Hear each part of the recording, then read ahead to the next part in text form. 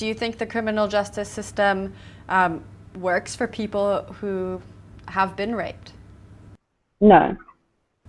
What kind of changes do you think need to happen there?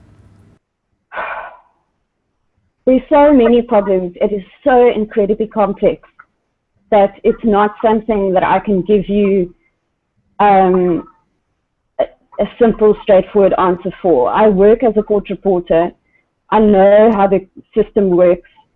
I know that there are many, many people, dedicated people, who do their best to ensure that justice happens by victims of sexual violence.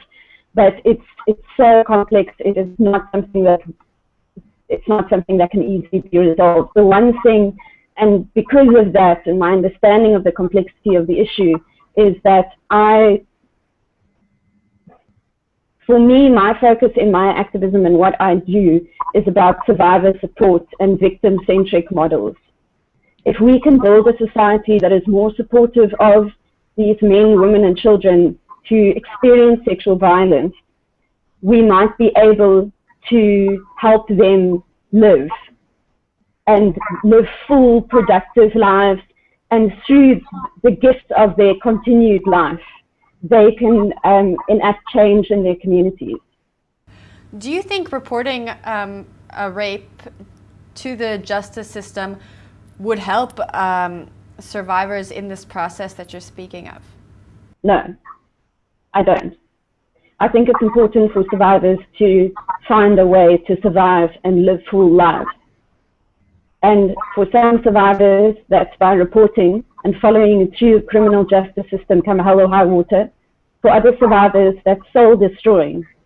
And forcing them to do that will destroy them and ruin them. Because it's not easy. Like, I don't know where people get this notion that going to court is a game. You know, I just had a case 2 weeks ago where a 7-year-old girl was raped for months by her father. She reported the rape to her mother, to her school several times, every time it happened. He threatened to kill her, and despite that, she reported it. Her mother beat her for being a liar. Her teachers didn't give a damn. And the only time that she finally got the thing just to go to the police was when the headmaster, who knew nothing of this girl, thought there was something very wrong here. And then that's when they discovered that she'd been systematically raped by her father and beaten.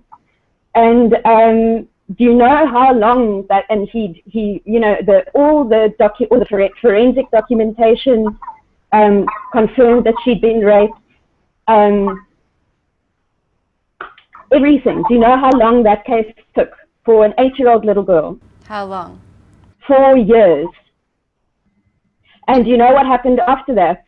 The mandatory minimum sentence for the rape of a child is life. Do you know what the judge gave him? 18 years. Do you know what she said? It's because the father, who was busy raping this little girl, still bought her school uniforms. And because he doesn't appear to have a criminal personality, therefore she believes giving him the minimum sentence for child rape of life would have been gratuitous and inhumane punishment. That is one single case, and it is not the exception, it's the rule. So please tell me how it is in my benefit to go report it to the police and go through all that shit, when I can do the work that I'm doing now and help survivors find life again.